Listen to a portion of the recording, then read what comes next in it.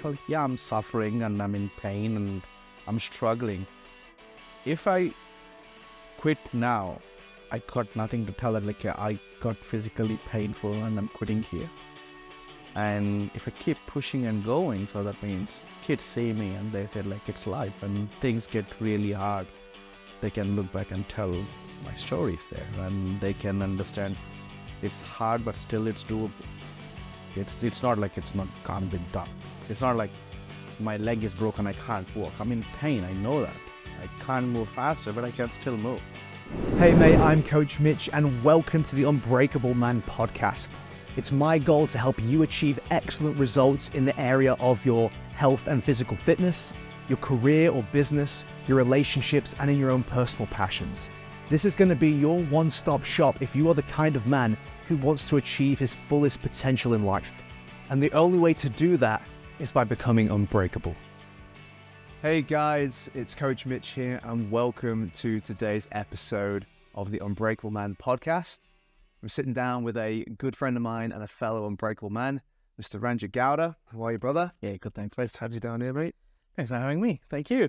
Yeah, that's awesome, man. So today's episode is actually about Ranjith sharing his experience of his latest Kokoda trek. So how many have you done so far, Ranj? I did 396 kilometers, 248 and 130. Yeah. Okay. So Ranj has done a lot of Ks. All right. He's done the 96K Gold Coast Kokoda 3 times. So that's in and of itself an amazing achievement. But the latest one, you know, in my opinion, but you know, your opinion is the one that really matters in this episode, Ranj. The latest one seemed to be certainly the most challenging, and as a result of that, perhaps even also the most memorable and most meaningful 100% of the 3. Yeah, cool. So I actually haven't heard this story myself yet. You know, I've only heard sort of little details here and there about Ranjith's most recent Kokoda experience. So I'm really interested to see kind of what was going through Ranjith's mind as he was doing this challenge, and to hear how he got through what you are about to hear. You know, how he handled that experience and how he still managed to complete the event despite everything that he went through. So yeah, it's going to be a really interesting story, guys, and I'm looking forward to learning more about not just what you went through, man, but also the mindset involved in creating this outcome for yourself. So first question for you, man. Yeah, go ahead. You've done 396K Kokodas. Yeah. Why? Why have you done this 3 times already? The first I started doing Kokoda, I was like, it's challenging. Okay. The first thing when Kokoda comes to mind, but for some reason I landed up in this land, and this land is been protected by the elders giving their life to protect in Second World War.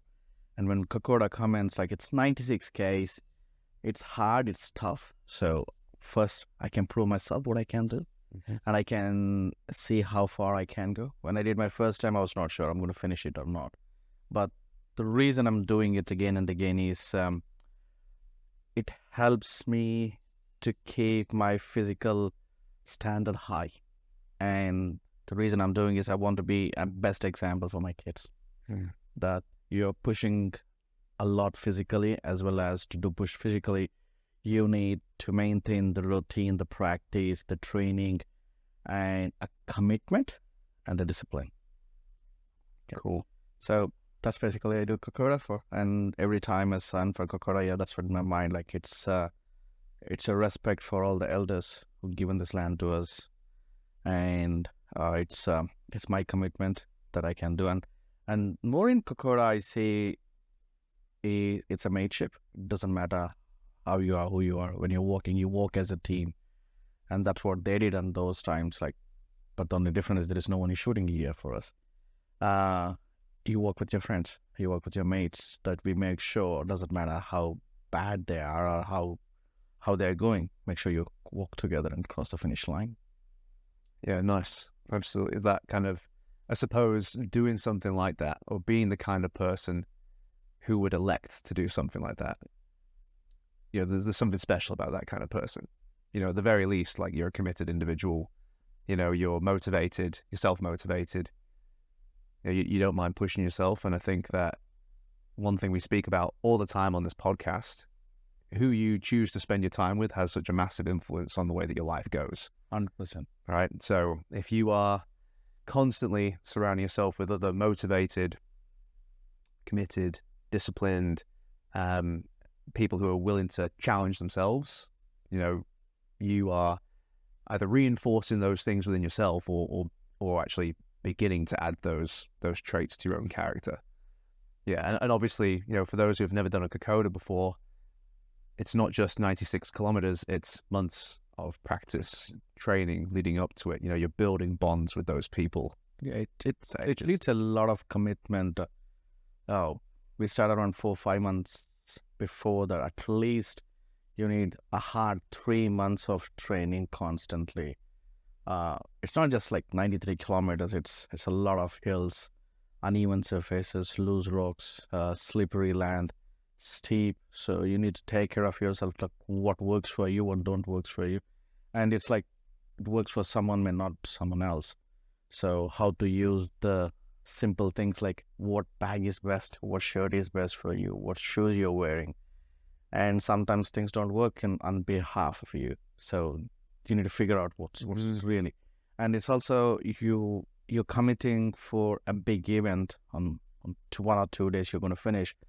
But on the background, you got your family, your work, your social life.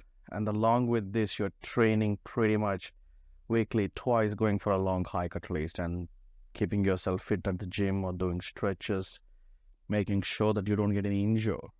And that injury can be a long term or a short term, but keeping everything in mind. It's a commitment of at least 3 to 4 months before the event day. And even after the event day, if things goes wrong, you need at least few weeks to recover before doing anything. So it's a huge commitment by an individual as well as their family and friends. And this is not an individual event, like you just go straight, I'm walking 96 kilometer hike, I'm doing it. But you need a support crew, and you need a family who supports it, and you need friends who are willing to come and help you throughout this journey. So on the event day, pre-event, post-event, it's a lot of preparation. And to get this preparation, you need to be with the right people around you. If you go and talk to someone, hey, I'm doing 96, can you come and help me? So the answer will be, are you mad? Are you crazy? Or why are you doing this? Why do you want to do this? But if you talk to the right people, hey, I'm doing this, before I ask them, can you help me out? They come, how can I help you to do this one? Or can I come for a training? When you go for a training, let me know. Text me. We are happy to come and join you for a couple of hikes, or let's do a stretch or session. So it's that circle you create. I always say it's the Les Brown says OQP. I mention it many times to all my friends, is only quality people. So when you have a quality people who try to push you every time, they look progress in them, and also they can look progress in you. And the one thing makes every human happy is progress. It doesn't matter what field of life they're doing. So yeah, you need to be surrounded with the right people, and it's a huge commitment as well. Definitely. And that's something that's worth mentioning too. So again, if you've never done a Kokoda before, like, firstly, imagine walking 96 kilometers. The distance alone is hard to wrap your head around if you've never done anything like that. Then you've also got to factor in the fact that you're not on bitumen at all. Like, you're walking through the bush. You're walking up gravel tracks. You're walking down fire trails. It's like there's like maybe 5 or 6 really big hills. 5 big hills in there. 300 small hills. Yeah. I'm just giving a number. It's like many. It's not flat. It's up and down constantly, and it's one big effort as well. So, you're awake for, even just to be awake for 20 plus hours to 30 hours. Like, that alone is a challenge for most people. Like, imagine just not sleeping for one night, how you feel the next day. Okay, now on top of that, put 96 kilometers of walking in it. Now on top of that, make that 96 Ks up and down hills on rocky or muddy trails. And just, so the challenge alone, like, really, when you really think about the whole thing, you wrap your head around it, you go, Jesus, like, that's that's fairly intense. And for most people who've never done anything like that, you can see how that would feel like the pinnacle of these kinds of challenges. I mean, obviously we know there's many more levels after that, but to do a Kokoda is a huge achievement, let alone 3 of them. And you mentioned it a second ago.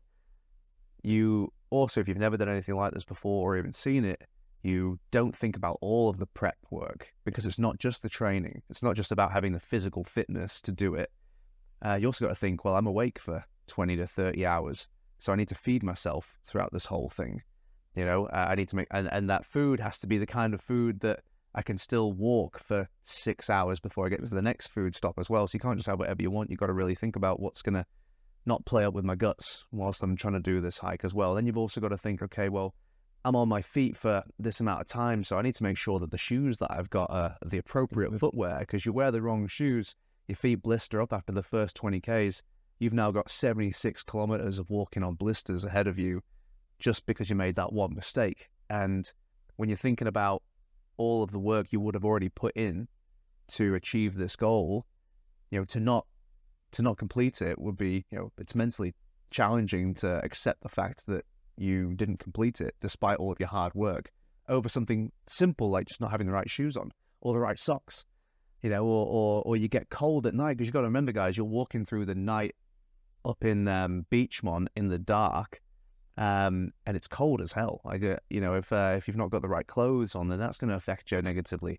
You know, you trip on something because you didn't bring spare batteries for your head torch. All these little things that you definitely would not consider if you've never done this before. All that has to be organized and made sure that it's in place, and you're giving yourself the best possible chance of a victory, right? And it's a mountain of tiny little things. And that's one thing that's quite cool about Kokoda, is it's sort of like life in that way, in that it's not all the big things that you do. It's just about the consistency each and every week and day with your training, and then making sure you get all those little things in place so you're positioned as well as you possibly can be to get that big win. Yeah, it is.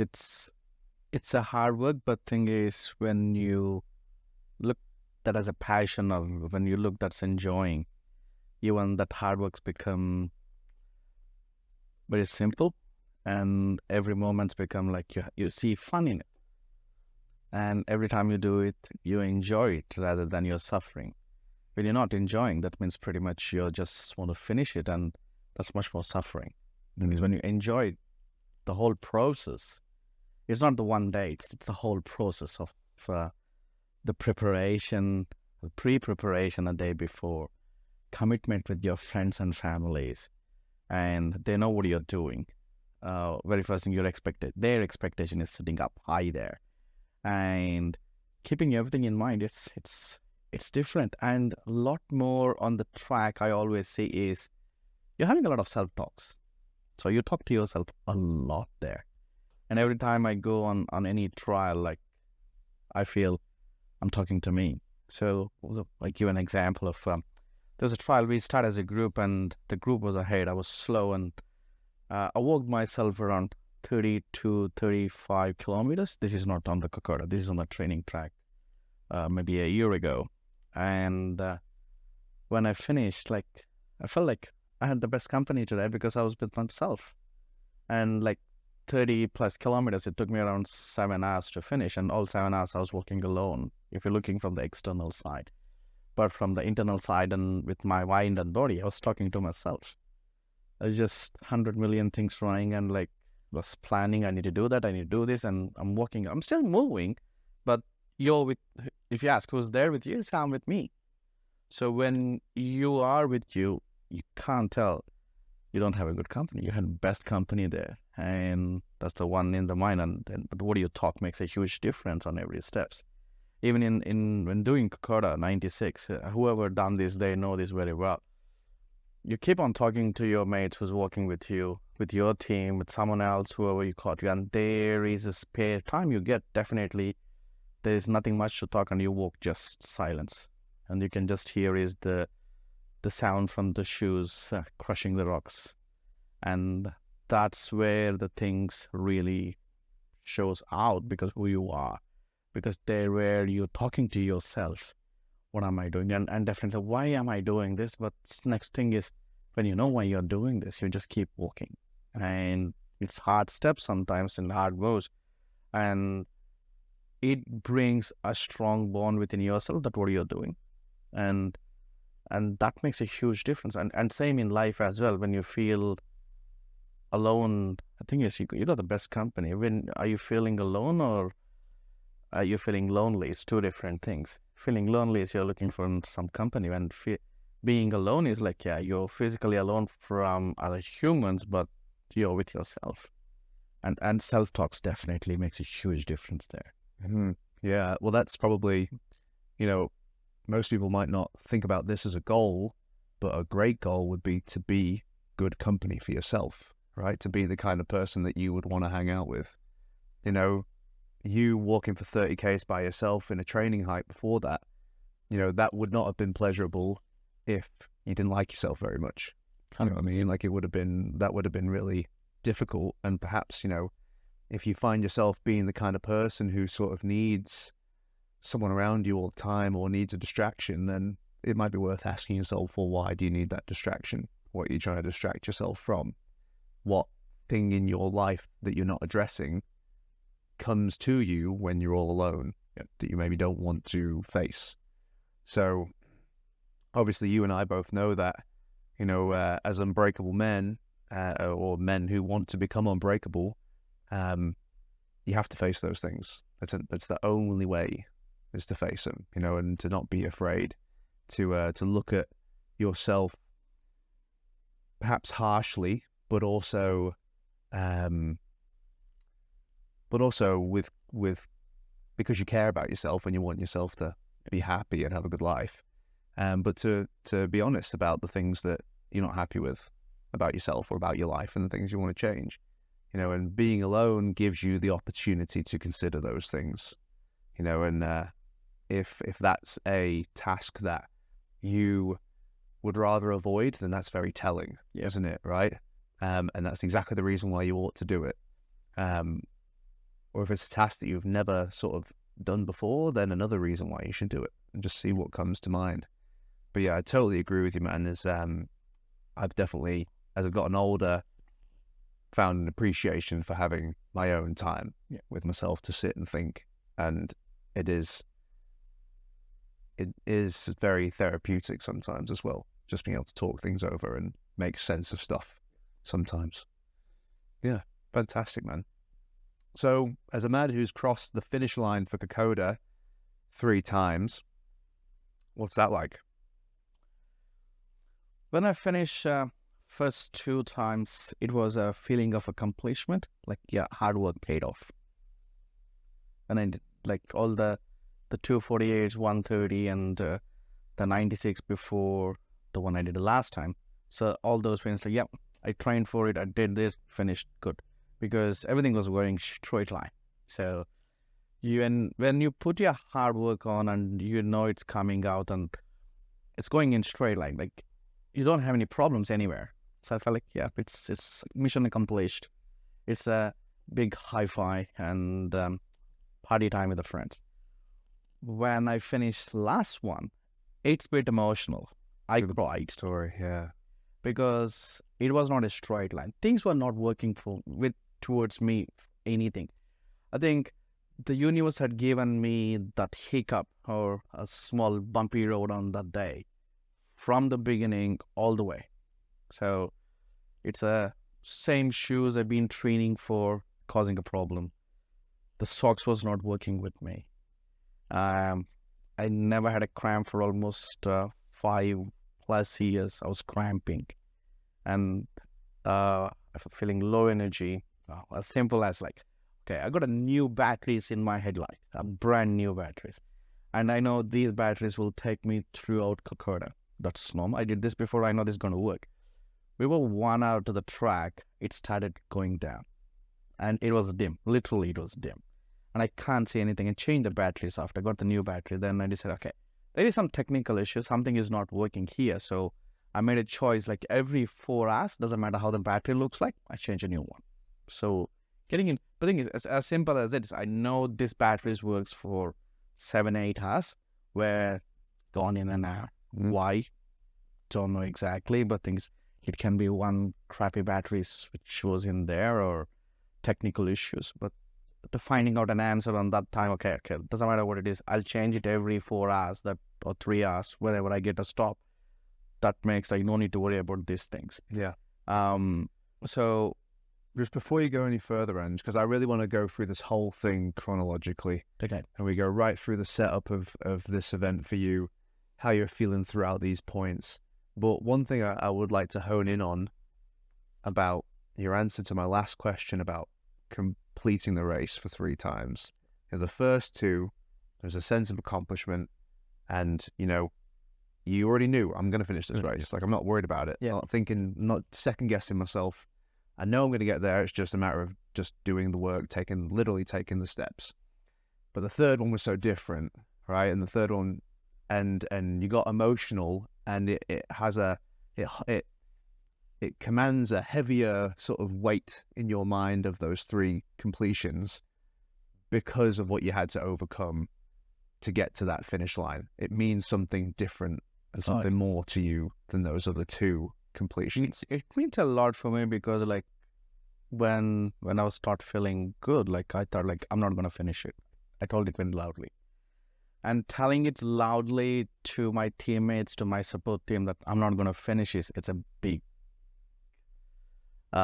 decision for me to make. And the thing is like if I pulled out at that stage, I don't think I'll be as normal as what I am. I'll be regretting it 100%. I don't know what went wrong, but thing is I'll be dictated.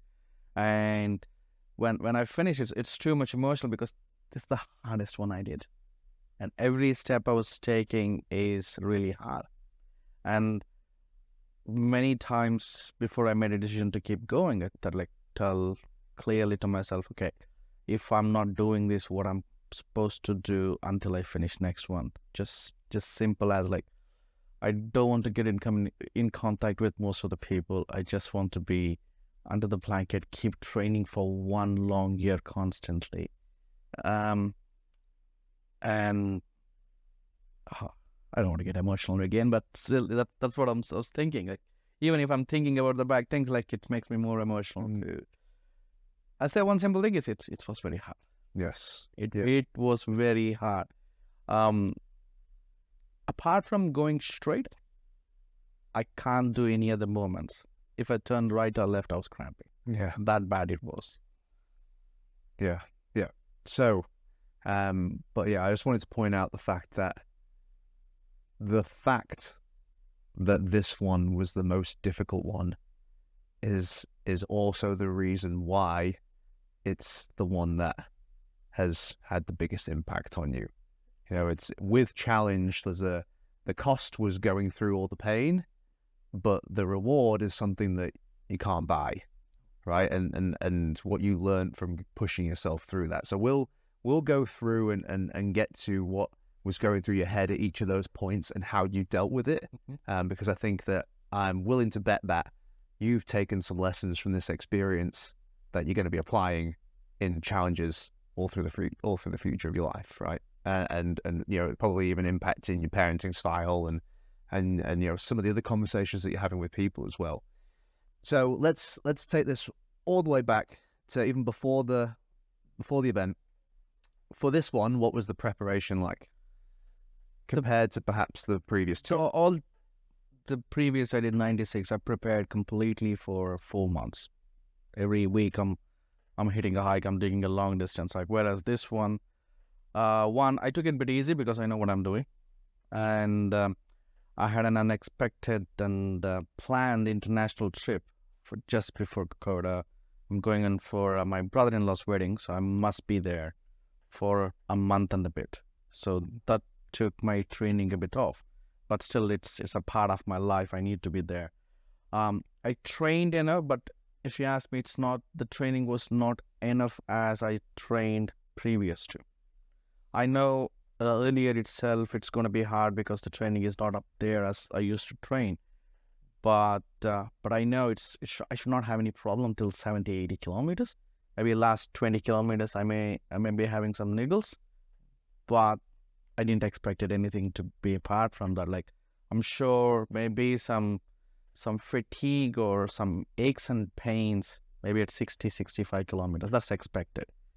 That was in my mind. And training wise, it was not as normal as I did previously too. So I did a couple of hikes, but not much as. So the training was bit on the lower side.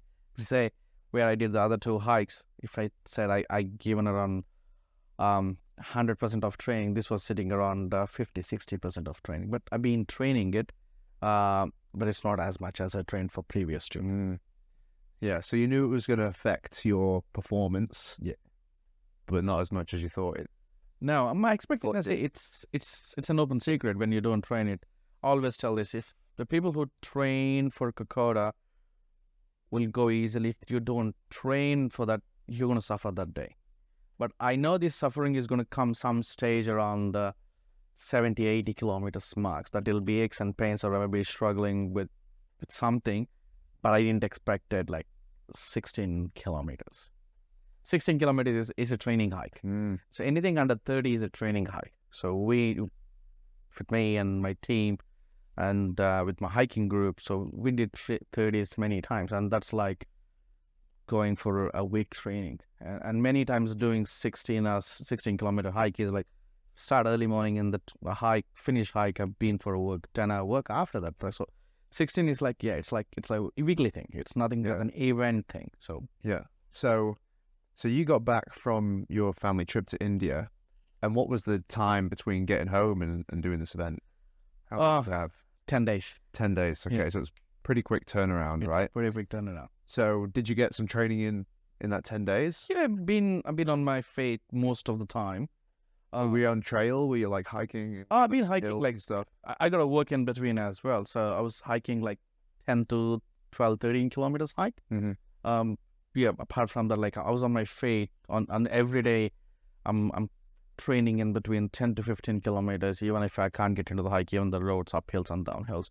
But yeah, hike I did under 15, maybe 4 or 5 in between in 10 days. But the 15 is expected. Like I know what I'm doing with 15. But even if you look at the normal training, it's a bit low still. But thing is, I did hike for last 10 days. Yeah. So then when you showed up on the morning, how did you feel that morning? I was completely fine and Pretty normal.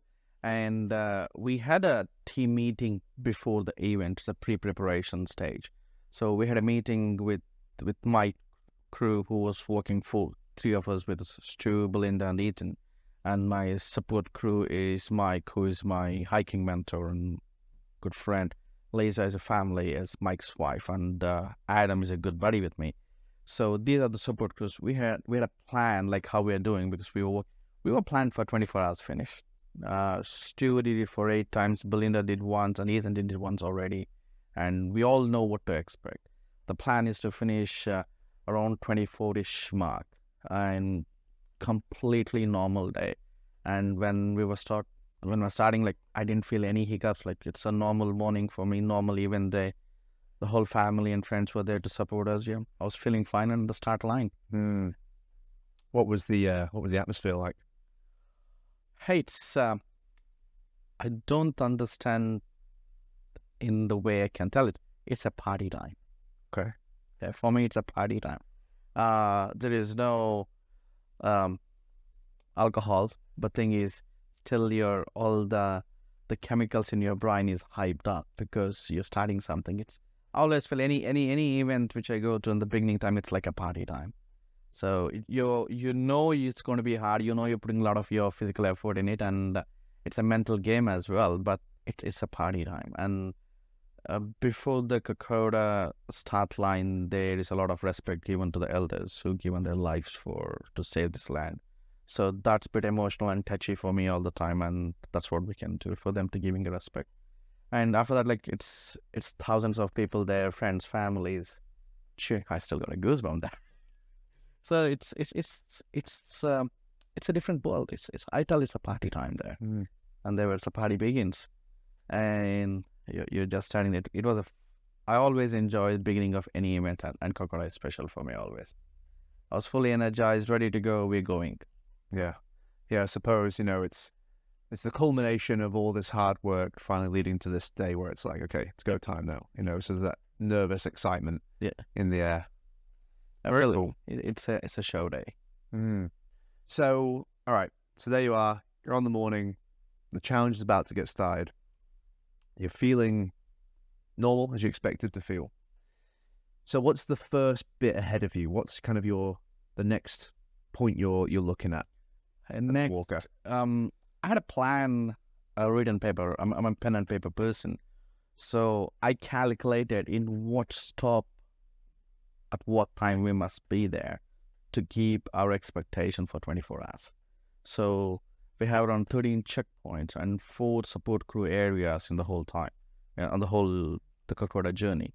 And I had a plan of timing what time we must be there. So the first 5 kilometers is, it's pretty easy, sealed road to get to the first checkpoint. And I expected we'll be there in an hour. So that's the first point.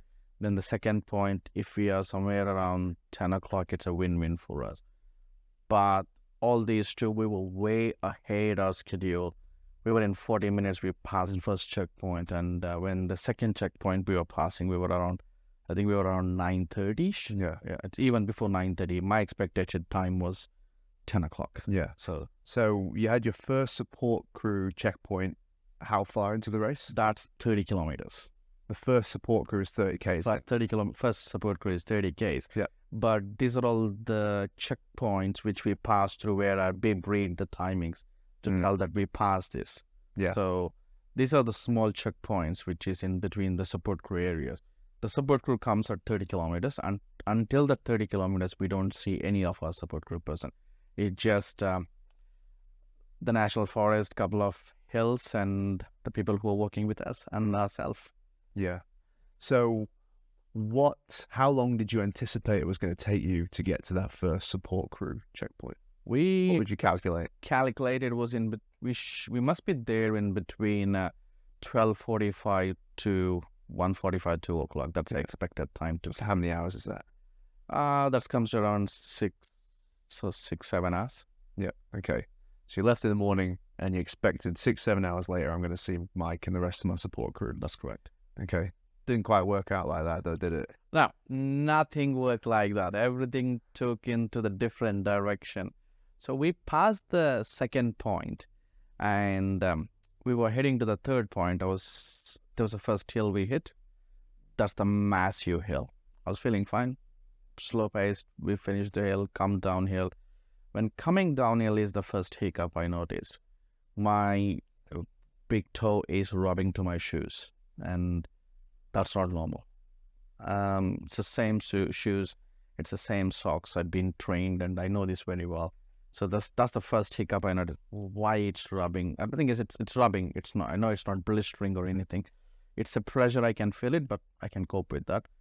That's the first hiccup, and decided when I go to the checkpoint, which is 30-kilometer mark, I'm going to change my shoes and socks. I got a second pair of shoes, which is ready to go there anyway. Yeah. And one thing that's worth pointing out about that is that doesn't sound like a big deal, but when you're 10-15 Ks into a 96-kilometer hike, if your toes rubbing now and you've got 80 more Ks to go, you can see how this little thing, if it goes unaddressed, can be the reason why you don't make it. Yeah, 100% it can be. I think it's it started pressuring. It was not, and if you keep doing that, maybe 40 kilometers, if you don't take care of it, you might feel like you can't get the next step because it will be painful, and it's a blistering, and depend upon how big the blister is, and every footstep feels like 1,000 needles punching on your feet, and it's more pain. That's going to be the main concern to me. And if you're looking, as I say, it's a distance. If you compromise your body posture, you have a normal body posture, and you're compromising your body posture because there is a small niggle on your toe. So you lean a little bit to your left or right. You keep doing it for 2 hours. You'll have a different pain in your body because you're compromising your body posture. And you can't keep moving that for a long time. And why this is paining. So then you try to compensate that posture to the other side. It keeps building one after the other. So when that happened to me, like, yeah, 30 kilometers, I got maybe 15, 16 kilometers. I go there, I fix it. And yeah, but that was the first hiccup I got. Then we come to the third checkpoint, which is like for 14 kilometers somewhere. I was feeling fine. Then we got a big Austinville hill to hit. That's a 2 kilometer steep hill up. And I know it's a hill, climbed this many times. I started, it's just before the third checkpoint, the toe was a problem. Then I told to the buddy who was working with me, Ethan, I feel like I did some 1,000 crunches. I feel like a bit of ache on my belly. That's the first sign I got. I think it's walking. It should be fine. Keep walking. And when I'm climbing the Austinville, stopped maybe 5-6 times to take a breathe, and it's disturbing. It started disturbing there. Like I'm not getting comfortable going up it. Every time I lift my leg up, because it's uphill, the height the leg, you like keep moving, so you go faster. So I know my pace, I know my speed, and I know what I'm doing. But trying to do the normal thing was not accepting, and started aching on my belly. Last maybe 20 meters to the summit of that hill, I started getting cramps on my belly. That's the first cramp I got. And thought, okay, I'm getting cramp. I can't stop here. I need to go to the top and stop there. So when I told to my crews, I'm getting a cramp. I need to go down, and I don't carry cramp fix normally. And this time, for some reason, there are 4 of them in my bag. And when I go down, because it's cramping, I went on my knees first. When I went my knees, I stretched my hammies, and that started cramping. Your quads, you mean? Yeah, the quad. Yeah. Then the hammies started cramping as well. So when the quad started cramping, I just completely lied down on the ground. Took a cramp fix for 5 minutes, then started feeling, okay, it's okay. I need to keep moving. There where I was feeling like, hey, this is not working today. Something is not working today. And first negative thoughts started coming, hey, I'm going slow. I'm not going to make for 24 hours. The first thought. And then I was like, okay, the negative thoughts started coming. Because I'm slow, I was getting cramps. And it's a flat. I can't keep my pace up in the flats as well. Walked maybe after the first cramp fix, walked maybe for 50 meters, started cramping again. I slowed down, stopped. Then it's a full of negative thoughts on that stage. We're not meeting the 24-hour criteria. I'm holding my team. I don't think I can finish this. I don't know what to do. And like it went for a few minutes. I don't know exactly how many minutes I went for, but I was still keeping a small steps, one step after the other. Maybe 2.5 kilometers from that point, everyone passing me started asking, are you okay? Because they were seeing me like I'm fatigued and don't have any energy. And I know myself, I don't have any energy to move. I was pale, feeling like I had a bit dizzy at that stage. And I can't eat anything after that. So I tried, because the rule is like when you're doing a long hikes, you must eat every 5 to 10 kilometers something in. And by that stage, I started feeling nauseous and started going down from there. And still we got few kilometers to go to the support crew. So when I reached 22, 23 kilometers, I convinced myself I should tell it to my crews that I'm going to quit. Why to quit was, the first reason was I don't want to hold them back, because it's not only me slowing down here, I'm slowing everyone down. And I don't want that. I can't finish because my physical capability is not going well because of the pain, the cramps, the fatigue. But those 3 are fine, and I want them to finish. And it's like, okay, I don't want to be a burden for them. I don't want to be a heavy extra weight carrying on them, because they're going dead slow. And in Kokoda, or any long hikes, when you're going there slow, that takes their energy as well. Yeah, it's hard walking slower than your pace. Yeah. So because I'm trying my 100% to move forward, what they are trying their 5% of energy to move in my speed. So it's two different equations there. They're like, I don't want to hold them up, let them go. I know it's not going to turn good to me, and I can't be as normal as what I am today, but I need to do this. So that's where around 22, 23 kilometers mark, I decided. Then I told loudly first to, I think it's Belinda and Ethan were walking. I told them first, I think, guys, I need to stop in checkpoint, and you guys go. When I told this to, still didn't tell anything back to me, and it was just a silence. But I can tell that like he wanted me to finish it. It's just silence, and in silence you talk a lot. And it's a sign from Stu to me was like, no, you can't do this. I want you to do this one. Did you talk to him about it afterwards? Yeah, I talked to him. And what did he say? He said the same thing. Like, it's just an extra hours of work at the workplace. Like, it's not working in our place, but it's not a race. But he told me even on the track, I was like, hey mate, it's not a race. We started, let's finish it. And it started like who's coming first or not. Like, we need to finish it. Like, it may be a couple more extra hours, but we got time. We got the time to finish, and let's finish this. Yeah. And this is on track.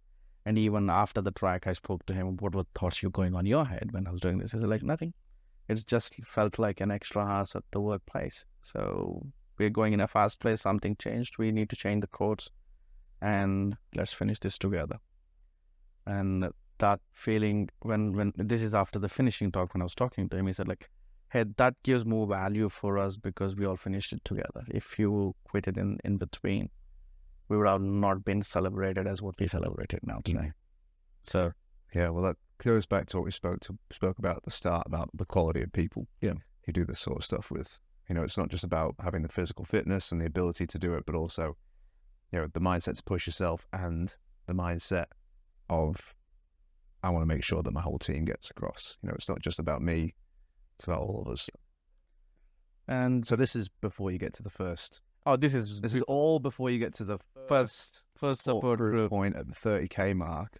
Yeah, and last 2 kilometers to the support crew mark, I was in suffering. I was in 100% pain, and nothing's making me comfortable. My toe is aching, my belly is painful, my legs are achy, and I feel low energy, and I was pale. And if pretty much whoever passed me over there asking me is I'm okay with my teammates. And I had a radio talk to Mike telling like, no, I'm not good. So I know Mike for many years. He's been my mentor with the hiking, and he know my words. And when I'm saying I'm not good, that means I'm really in bad shape. That's one. Two, we're supposed to be there around 12:40, 1:30ish mark. We were there around 3:30. We are 2 hours beyond our schedule. So that means 24 hours mark is gone. So that's not nowhere in the radar unless I drop off in the 30-kilometer mark and these three go ahead.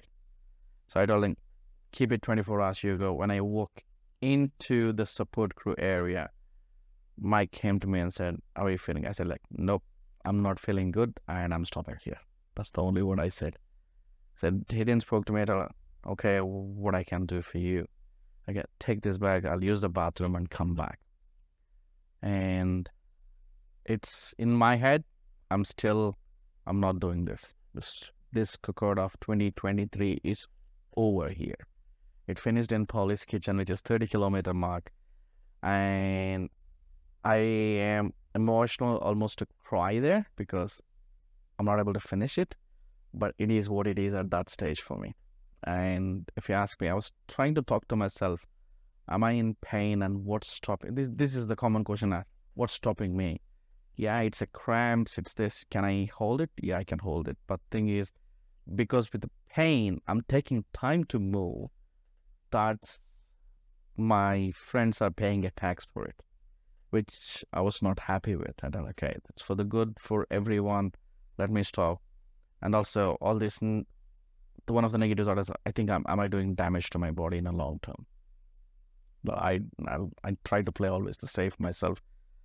When I came out from the bathroom, Mike was waiting for me. Give me the chair, sit down, and he took my shoes and socks off. And he started taping my toes. Not much conversations. And that's where things got changed completely. Because when he started taping my toes, it's a clear indication for me that, no, you're not stopping here, you're going. And as the relationship between me and Mike is like, if Mike, you and Dave, you all say, jump from the cliff, it's safe, I no need to think about it because I trust the trust of what I got with Mike, you and Dave. So he said, he's taping, I think, you're going. He said, like, fine, I'm going. There's not much questions asked. Then he came to me, and when he was trying after finishing, new socks on, shoes on, taped everything, I said, like, I believe in you and you're capable of this and you can do this. So like, yeah, fine, I'll do this. And there's not much conversation apart from that. Lisa came to me and said, like, yeah, I'm proud of you, what you've done already. And Adam told, you got this, buddy, just keep moving. And we stopped there only for 20 minutes, maybe 25 minutes, not long break. With the pain I was having, I must be there for 2 hours. But when the taping on my toes, I said, like, okay, I'll move it. Let's do this. And started feeling a little bit better. I was thinking I was feeling better, but it didn't make anything better. Walking from there, okay, the plan was, let's see you in the next checkpoint, how am I going? And we'll reassess, we'll get a plan. If I'm getting too much time or if I'm damaging my body, then you're out or you're going. That's my thought. Okay, let's make it to the next checkpoint. That's it. And that's a big part of how you achieve a big goal, isn't it? Yep. You got to cut this thing down into what's just the next bit that I can see myself getting to. You know, because you ask yourself the question at 30 Ks, can I walk another 66 kilometers? The answer is either no, or it's probably, I have no idea. But then if you ask yourself, okay, well, what's the next checkpoint? It's 18 Ks, isn't it? Yeah, it's around 18 K. All right. Can I walk 18 Ks? Maybe. Maybe. Let's give it a go. You know what I mean? Like, that's that next bit that you can see that's doable, or there's potential there. So there's, like, what have you got to lose by trying to do just that next bit? Yeah, next is the pole is high, pole is uphill. I did these hills maybe 150 times plus, and this is like 1.8 kilometer height. I know every step of it, and I did this before. I'm like, yeah, that's fine. And we were going uphill, maybe 600 meters. I got a cramp, and literally I fall into the ground that I can't stand, and my both legs are pulsating. And Stu was maybe 10 meters ahead me, and he came down running back to help. And maybe roughly in 10 minutes, started feeling better, had a second cramp fix. And I thought, like, hey, you don't need to rush. It's not a race. And we're all working together. Let's finish it. And for me, at that stage, that words means a lot. Because I was not in a condition like, I don't know what I'm going to do. I don't know how I'm going to be. And that means a lot. He said, like, it's not a race, mate. Like, we'll just walk. And just take a little bit more time. Take your time. And he helped me giving the rubs, massages to make me comfortable to get out of the pain. And I started walking from there. And when we reached to the top of Pauli's kitchen, I said, like, guys, I need 10 minutes to sit down. I said, no one asked any questions. I said, like, yeah, fine, we'll sit for 10 minutes. Stretched up a bit. I'm still in aches and pains. And then let's walk down. And when we started walking downhill, I feel like it's there, but I can bear it. The pain is not absent. It's there, but I can bear the pain. It's not stopping me. I had a good pace coming downhill and flats. I was maintaining the speed. But any times I hit the hill, lifting my leg up, it's ache. And also energy level, I may be running my 20% battery at that time. And I can't eat. My last food intake was 16 kilometers. Before 16 kilometers, I had a banana and nothing after that. At the 30 kilometers, I had a scone. I felt like I was feeling very nauseous. No, nothing. Then a whole 18 kilometers, I can't eat anything. I was just sipping on waters. And we come to the 48 kilometer mark. And I'm like, yeah, that's a win. And I'm in pain. Yes, I'm in pain. Am I suffering? Yes, I'm suffering. But thing is, it's if I tell suffering, my brain starts things differently. I said, like, no, I'm not telling suffering. I'm just going through a lot of the body compromising, but I'm still going it. So I'm told instead of suffering, I told like I'm winning.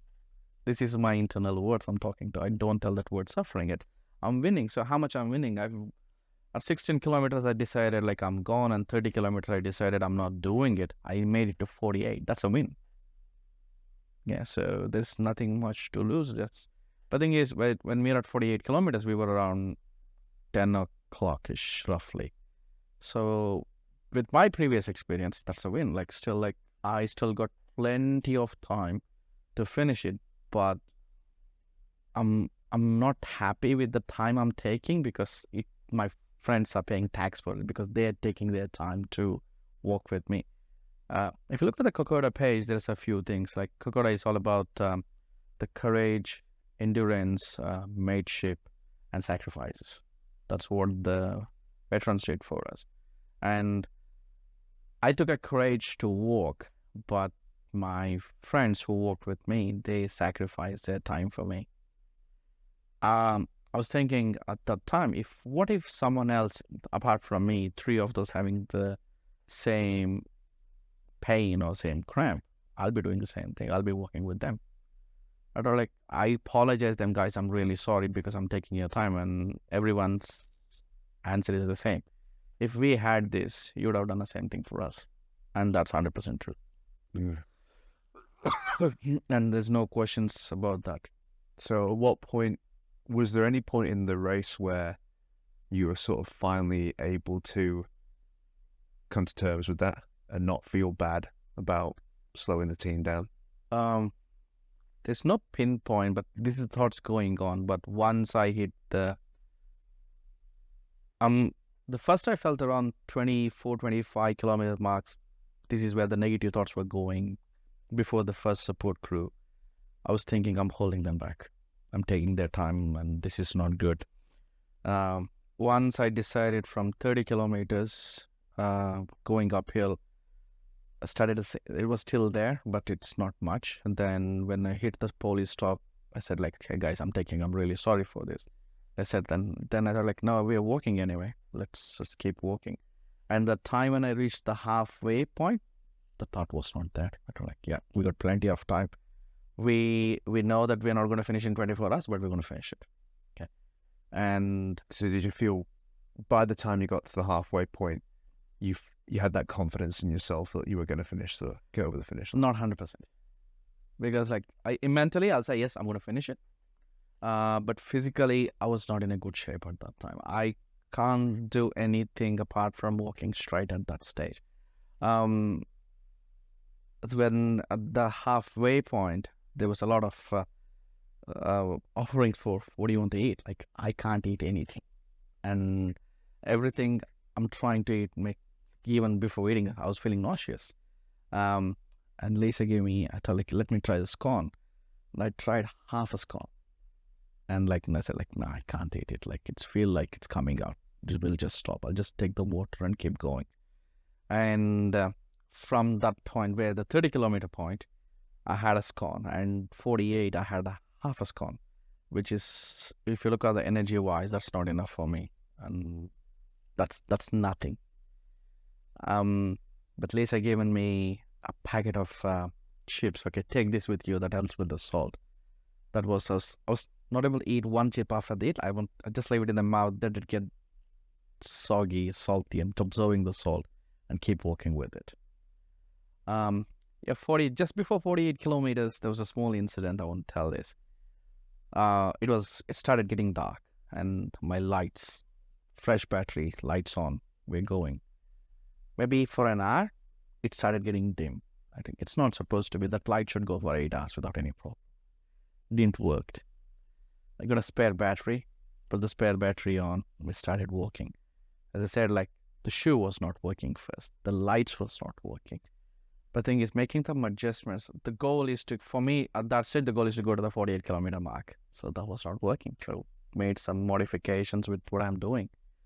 We reached to the 48 kilometer mark, halfway, and that was a win. And we stopped maybe there for 25 minutes roughly.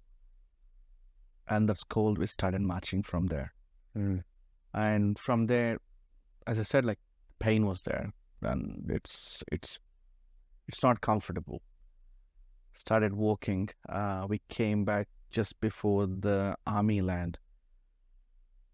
That's one of the memorable moments for me.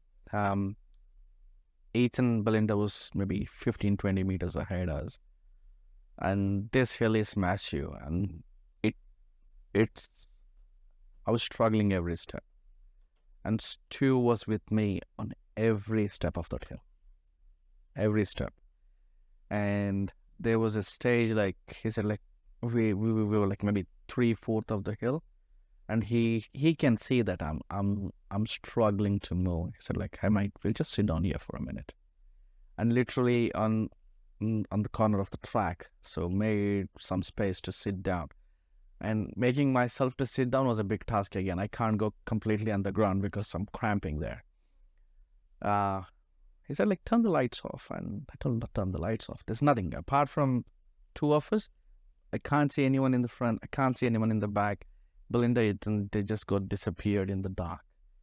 As I look up at the sky and, like, it's a beautiful sky there. And he told me, thanks for giving this moment that I can share with you.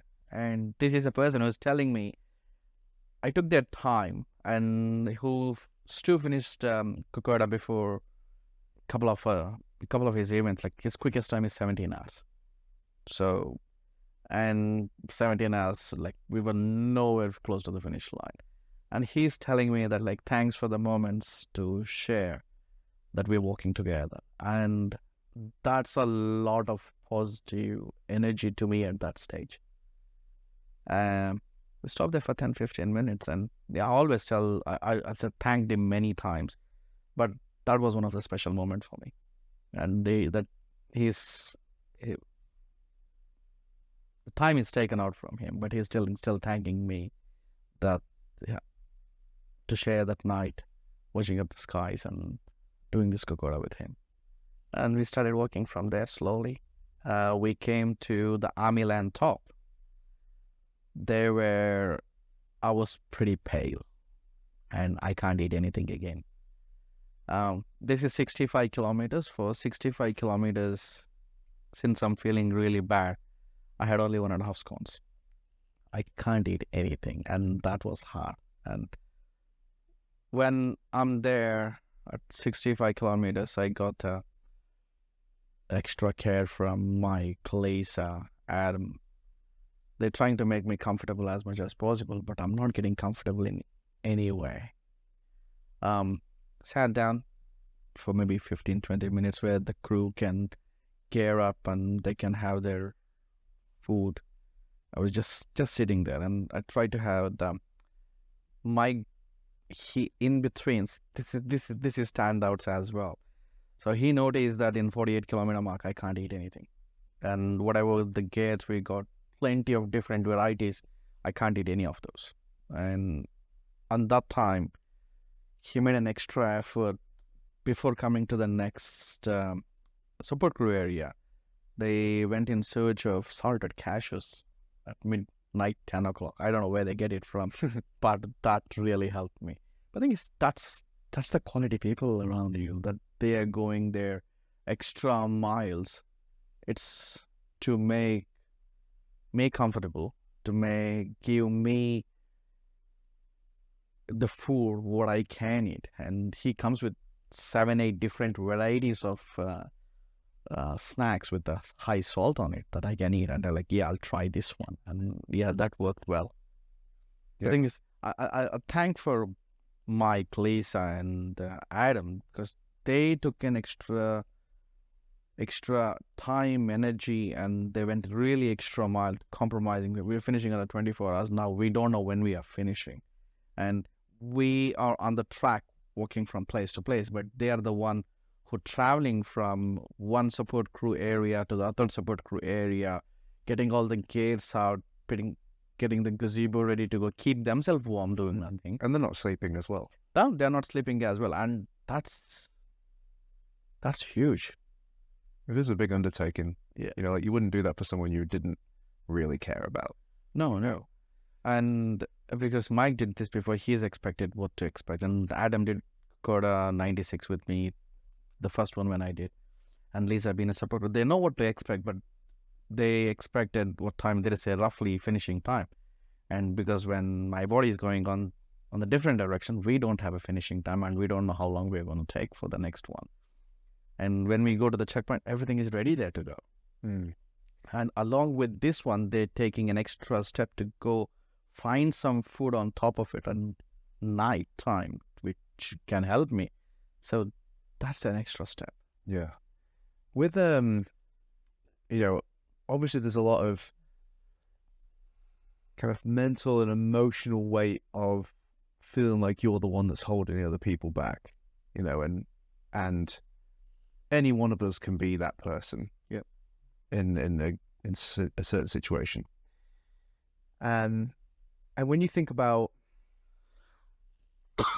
what it takes to be the kind of person who is fine with that, you know, who just accepts the fact that someone on my team, you know, is setting the pace for us and it's a bit slower than what we might have previously imagined, to be okay with that.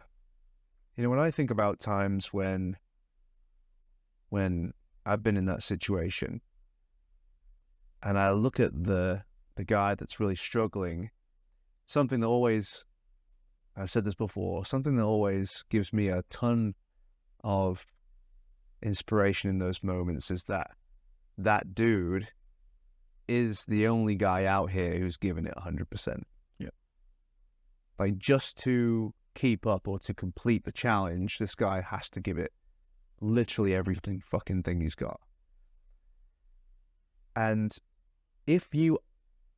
I often find that it's only ever the person who is the slowest in the group who is actually kind of able to do that, because you're surrounded by people that force that level of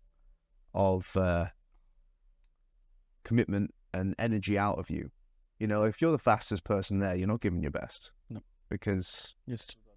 yeah, or because you don't have that. There's not that desire to push yourself or find out what you're really made of, because there's no need for you in that scenario. It's only when you are the guy who's, you know, the slowest in the group or the least experienced in the room in any scenario, are you able to actually find out how far you can go. You know, so I get a lot of inspiration from those fellas in that situation because like you know, they're in pain, they're suffering, they're struggling. You know, they're not as prepared for the situation as someone else may be, but they're still not quitting. And that's the reason why I got you on this episode today, Ran, just because everything about this story is what Unbreakable Man is about. You know, it's not about being the best. It's not about not making mistakes. It's not about not hurting. It's not about, you know, just being perfect and able to breeze through situations. In fact, it's the exact opposite of that. It's having all of that shit, making all those mistakes, and still not letting that stop you from creating the desired outcome. You know, so when I look at fellas in your situation and see you pull through, that to me is kind of like pinnacle of what's possible under those stressful, difficult circumstances. So, you know, when I think about fellas in that situation, there's never that feeling of oh God, this guy's holding us back and all that sort of stuff, especially because you know that this dude is actually giving his best.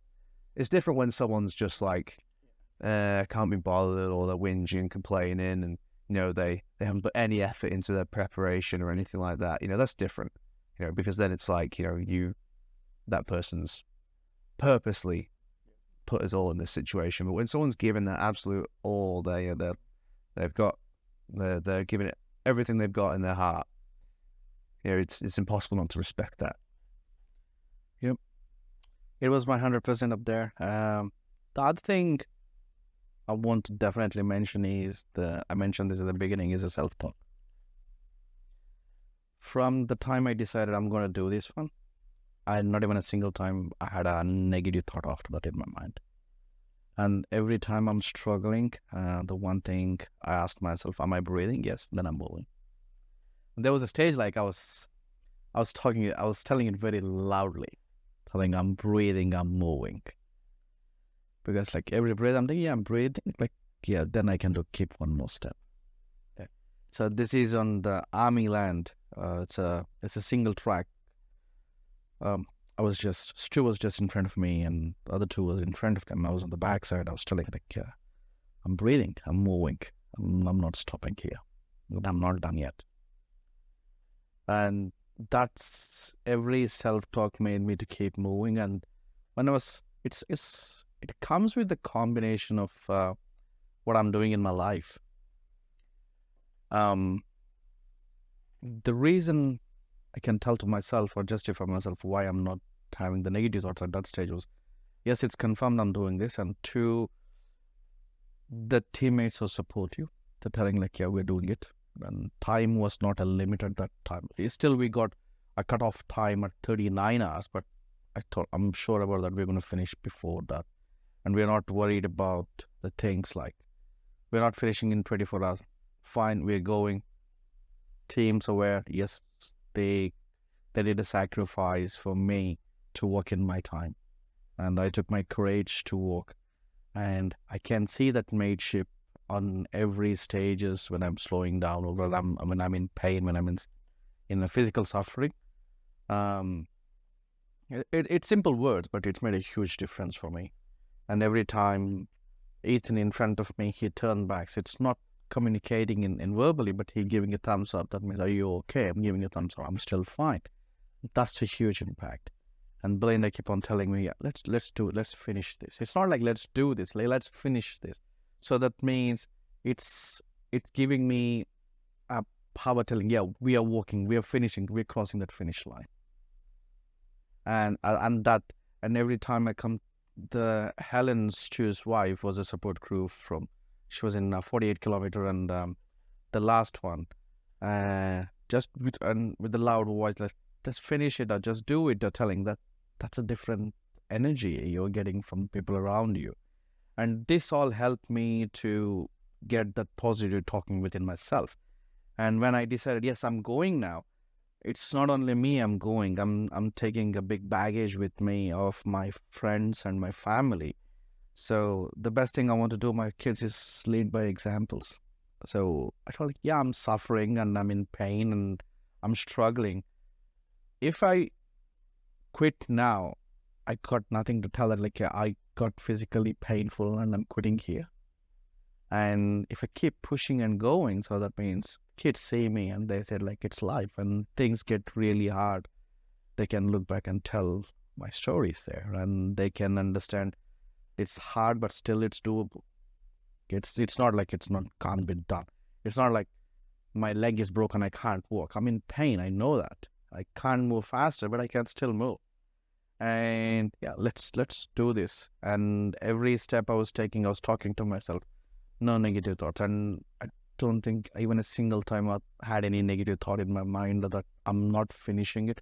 Only every time I look at the passing every checkpoint, I was thinking, yep, still we got plenty of time. And yeah, it's not me, I'm just by alone. I don't know it was, but thing is, I crossed the finish line. It's because of my teammates and my support. And not only that, I kept, when I decided like, yeah, I'm keep going, I turned off my phone into the flight mode, or I switched off it completely. I was totally disconnected from the external world, and I got no connections. I was back on connecting when there was around 15, 16 kilometers finish line. And when I turned back, that's one of the happiest moment I can tell. It's like my phone started going ping, ping, ping, ping, ping, 100 messages from my friends, my families, from everyone who cares me, telling like, you can do this, and that's your video made a big impact on me too, sending that, yeah, you can do this. Everyone, like, I have a big list of people to thank. So everyone telling that, yes, you can do this, you're inspirational, we're waiting for you at the finish line. And that given a lot of energy. And the last 15 kilometers, like, even though I'm in pain, I started enjoying it. Mm.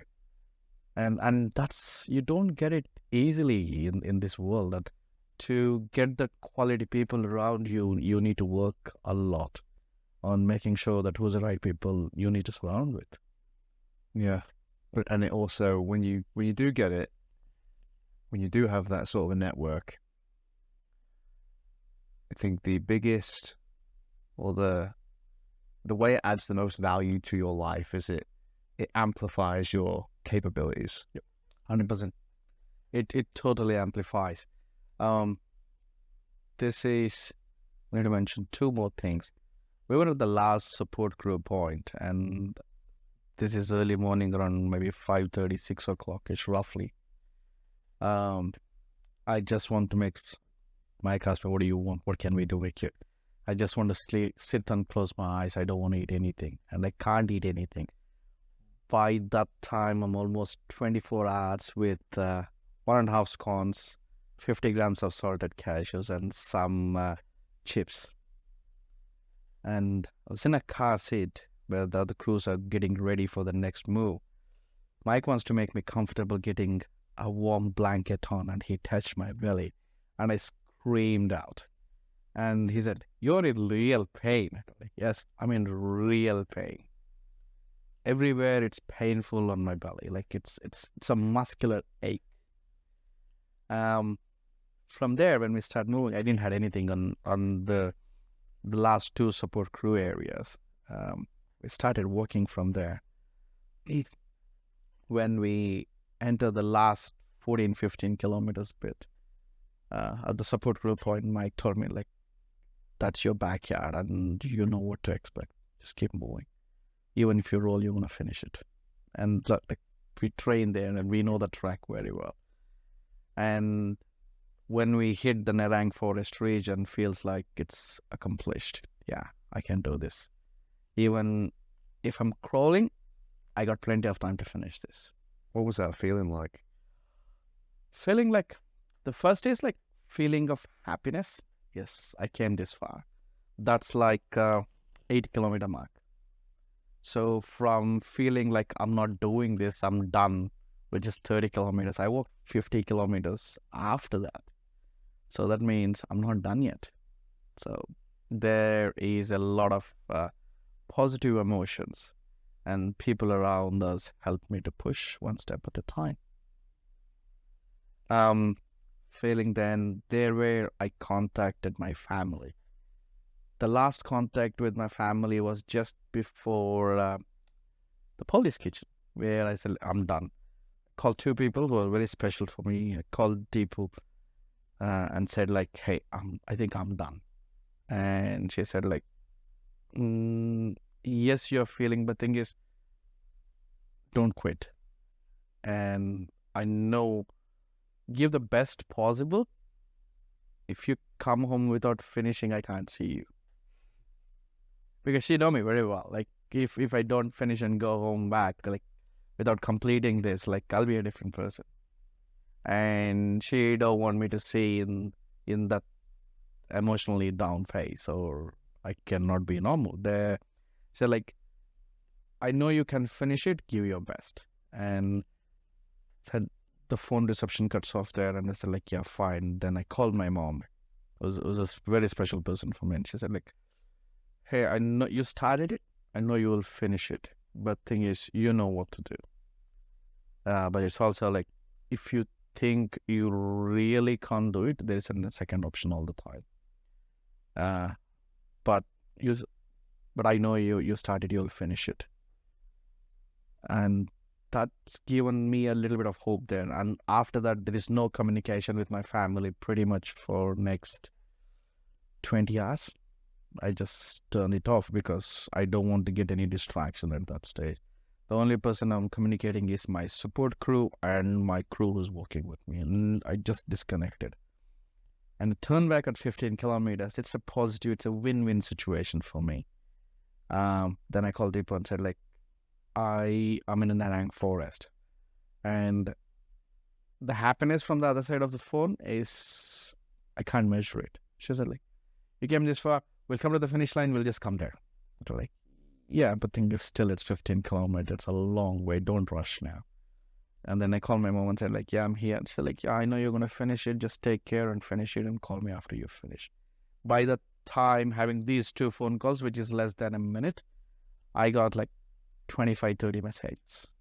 And it's all people who I love them and they love me, sending this, you can do this and it's not finished. We'll see you at the finish line. You can do this. Like, it's a simple thing, but it given me a lot of energy, and that I can do this, even though physically I was not eating anything and don't have energy in that bit. But thing is, mentally I got extra power. I felt like everyone is pushing me to finish it. And maybe 7 kilometers mark, I told us I'm feeling sleepy when I'm walking. And she was telling me, I'm doubting you're not feeling sleepy. You're going on a hypo episode. They're like, maybe, I don't know. Because like literally I can't keep my eyes open. And it's not I want to sleep. It's like I'm just shutting down.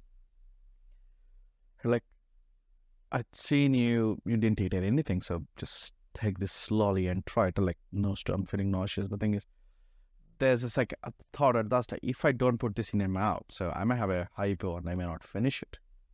And it's 7 kilometers. I can't take that risk and compromise. Okay, anyway, take it. So I made that lolly into small pieces.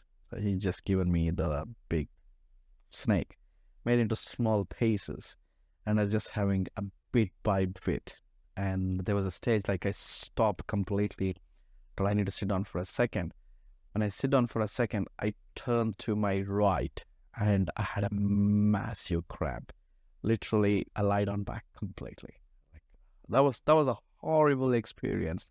I can't get comfortable any side. And like, I know there's a finish line if I keep walking for 1 hour, 1 hour, 10 minutes. It's physically and mentally draining me. I said, okay, once I get comfortable in 10 minutes, I'm not comfortable, like I'm feeling okay with the pain, I decided I'm walking straight. I'm not turning anywhere. Okay. And that lollies I was just making into the small pieces, I'm just keeping side of my mouth that they can release my sugar. And finally we come across the finish line. And because you can see the finish line from the other side. Yeah. You can see the big arch that you're going to walk under. When you come around that final bend and you can see it, what's the reaction? I just want to cry. Okay. And that was the first thing. I busted into tears as soon as I saw that. It's not only, as I said before, earlier 2 times, it's the mission accomplished. This is like, I had a great achievement there. And this achievement is because of all my teammates and the people around me. And when I cross, like, honestly, I don't know what to do apart from crying. And it feels like sometimes in life you feel like something is fulfilled. And that was the fulfilling moment. It was a struggle, suffer, pain, compromise, a courage, endurance, mateship, resilience, everything for 31 hours. So we finished around 31 hours mark. And in 31 hours, maybe first 4 hours we were fine. It's more than 24 hours of all these things. So when I cross it, yeah, I feel like I'm fulfilled. And when I saw everyone there waiting, my friends, my family, taking their time out of their personal life and coming and waiting for me in the finish line, that means a lot for me. And like I always tell her, what else I can ask from my life? And that's it's an unconditional love towards me. They no need to be there. They got a lot of other things to do on a weekend with their family, but they took time out of their personal life, coming and standing for.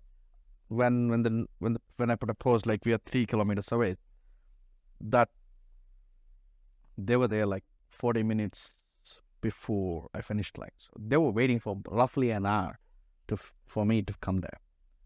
And it's their life and it's their time too. And that time is more valuable for me, that they're giving their time to me and like they're waiting for me there. And I feel like that's an unconditional love I got. And like I always tell that like I can't ask anything more than this for my life. And that's pure. And that's 100%. Like it's an unconditional. Yeah, the one's finished. I cried very well. And there's a respect for my teammates and respect for my support crew went into a different level. Yeah, I have no doubt, man. Obviously, having that support around you, mate, and just seeing how many people were invested in seeing you have this experience. And look, here's the thing too, like, for people to give their time to something like that, it has to mean something for them as well. That's true. You know what I mean? It has to mean something for them to see their friend complete this challenge despite the hardship. And that's sort of what when you think about inspiration and you hear someone's story or you watch someone go through something. It's like when you watch the Olympics and you see a gymnast or something like that. They're controlling chaos. They're controlling the unknown. Because it's when they're flipping through the air, like it's just skill, timing, focus, all the prep work, everything that's allowed them to be in that position, seemingly out of control, but still manage to somehow stick the landing. And when people see something like that against kind of all the odds, especially when it's kind of like they were out of control and then they caught themselves and managed to make it right in that last second, it blows people away because it shows what's possible. You know what I mean? And that's what you are. Like, you're an example of what's possible if you don't give up. And when you think about, obviously, your friends and family, that means a hell of a lot too. But when you think about your 2 little girls, like because of this experience, man, the conversations that you'll be able to have with them as they grow up, very few other people will be able to have those conversations because very few other people have had an experience like this. Like, those conversations can only come from genuine, real-world, personal experience. No, you can't talk about this kind of stuff and how it made you feel and what it means to do it anyway unless you've done it yourself. With the girls, I noticed like it's a lead by example. It's a monkey see, monkey do thing. Because they've seen me doing Kokodas before. I got 2-year-old and 6-year-old. They know what I'm doing. So when I was packing the bag the day before, a friend given me a plastic dinosaur. And my 6-year-old girl, she tied to my bag telling that you're taking this dinosaur with you for the Kokoda. I was like, why should I take this dinosaur? Oh, you can remember me. I don't know, fine. It's allowed. And a few minutes later, came back to me and, do you know what, Daddy? I put it in your bag because it was on my right shoulder. It's roaring on you that to finish it. And honestly, when I was really feeling down on a couple of fields, I was just hitting on it because it makes a plasticky sound, telling that it's roaring on me to finish it. And yeah, that's because of what I've been done previously, and they seen me. And my 2-year-old tells that, "Are you going for Kokoda?" Whenever I pick my hiking bag up. So it's telling a 2-year-old that, "Are you going for Kokoda?" means a lot, because honestly, she don't understand anything, but she know that whenever I pick my hiking bag, that I'm going for a hike. And my girl, she draw a picture when a couple of years before, when she maybe 2.5, 3-year-old, uh, 2 hills of 2 small curves. And they're like, "What is this?" "That's daddy climbing a one hill, he's climbing the other hill." And that comes because I'm leading them by an example. I'm showing them what I'm doing, and they can do in their life as in their plans, bring it in and keep going ahead with whatever they want. And there is a one more hill all the time in life. It may not be the physical hill to climb, but there is something to climb. And one thing I definitely want to say is the Hillary's word, it's not the mountain you conquer yourself. Once I finished Kokoda, I came home and like, I can see my life in a different way. And it's hard. And whenever I feel like things were not working for me, it's like, yeah, I'd look for the next option to make it work. And yeah, it's doable. I can't put things in words to tell what changed in my life, but it changed a lot. Rather before what the Kokodas I did. And this Kokoda, it changed me a lot. And that comes because of what I'm doing with day-to-day life, with Unbreakable Man. They teach me a lot too. And the group, what you created and what I'm training with the boys, and the relationship with the boys I'm having, and Mike, Dave, Deepu, everyone's support. It's the combination of everything. It's not a one thing made me to cross the finish line. It's the combination of everything that one step next is by the combination of everyone's support, and everyone made me to cross that finish line. So it's just not only me. It's that every day-to-day practice, every day-to-day routine, and every day-to-day maintaining the relationship and building the relationship. It's everything. And definitely it's a major part is from the Unbreakable Man too.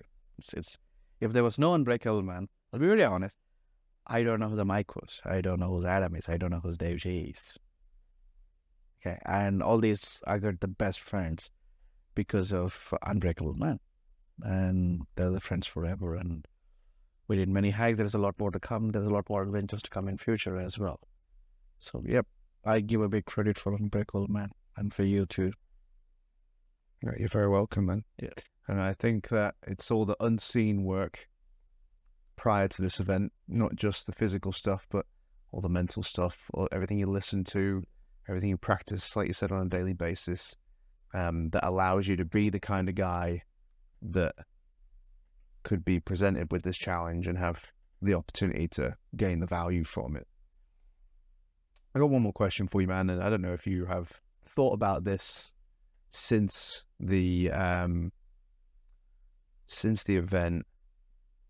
I think you might have, and it's going to get a bit personal, but you know, obviously we've known each other for a while now, and I've seen you go through some stuff, and I know that you lost your father a couple of years ago, man. You know, was he on your mind throughout this or afterwards? Every stage.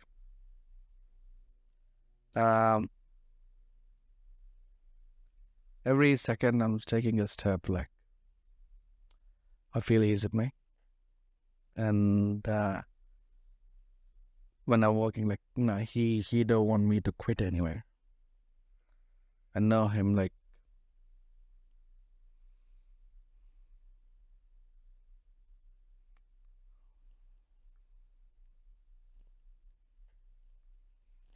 he's the first person who took me for a hike when I was 10-year-old. So every hike I go to, I dedicate. And when I was feeling down and like said like, yeah, if dad was there and like he would have pushed me. He would have given. I don't say that he would have given my hand to hold my hand and walk at that. Like, nah, he'll be on the backside of me. Come on, you can do this. And every stage when I was walking, he was with me. Yeah, every step. Like, there is not even a single step I can say that he was not with me. So he was there all the time. And whatever I'm today, it's what I'd seen from my dad. And it's the things he taught in my life. I said, like, my dad is not the person like, okay, you sit down, this is a lesson one you're learning. We never had that time. He just led by examples to do things. And whenever I say it's difficult on my childhood time and it's hard, it's like, yeah, give it a try. If you can't do it today, do it tomorrow. But he'd given the task to finish it, and we did a couple of hikes, and I never seen him telling I'm tired, and I never seen him telling it's difficult.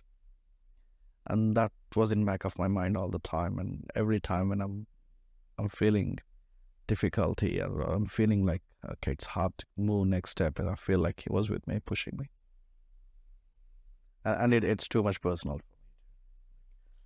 I don't say that he is up there watching me, but like I felt every time like he was with me. Yeah. I'm sure he'll be very proud of the man you are today, mate. Yeah, 100%. 100% he'll be proud of me. Yeah. Sorry, I got a bit emotional there. That's...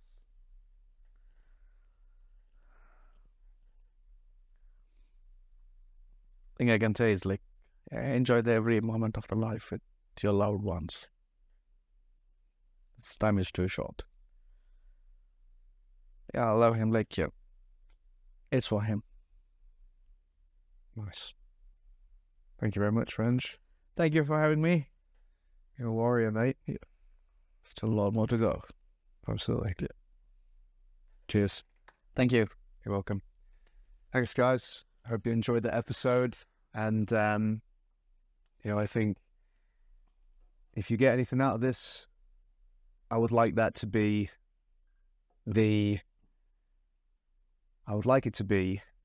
that in order for you to have the life that you really want, to be proud of yourself, to have respect for yourself, to feel like you lead a fulfilling existence and that you're doing the best that you can by yourself and also the people around you. In order to do that, you have to challenge yourself. You have to push yourself to go through things. You have to look for ways that you can find out what you're capable of so you can truly respect and be proud of the man that you are. And that's why it's not easy. That's you're paying that cost up front for the long-term benefit rewards of just being the kind of man that you want to be. Most people are out here, don't want to pay that cost, but they pay it in the back end. They pay it in the back end when they look back on their life and realize how much they missed out on, and how much more they could have done for themselves and for the people around them, and how much of a better example they could have set for their kids. Ranj, you're a perfect example of a man who's got the courage to pay that cost up front, to have the long-term rewards and have the experience of life that you want, and to be able to raise your girls and to be those kind of people as well. And I think that it's the hard thing to do, requires bravery, commitment, discipline, sacrifice. But in the end, the men that choose to do that are going to be the men that win. So thank you very much for setting that example for us, mate. Thank you. Cheers. Thank you very much. See you on the next episode, guys. See you guys. Hey mate, I hope you enjoyed that episode of the Unbreakable Man podcast. If you did, it would be absolutely fantastic if you could leave us a 5-star review, because that's going to help us get our message in front of more men who need to hear it. Now, if you have some feedback for me, I'd love to hear that too. Comment down below. And if you just need some mini doses of Unbreakable Man motivation throughout your week, then you can follow us across all social platforms. On Facebook, it's Unbreakable Man Challenge. On Instagram, it's Unbreakable Man _challenge. and on TikTok and YouTube, it's just Unbreakable Man. Your support would be absolutely invaluable. Now, last but not least, do not forget, men aren't born, they're built.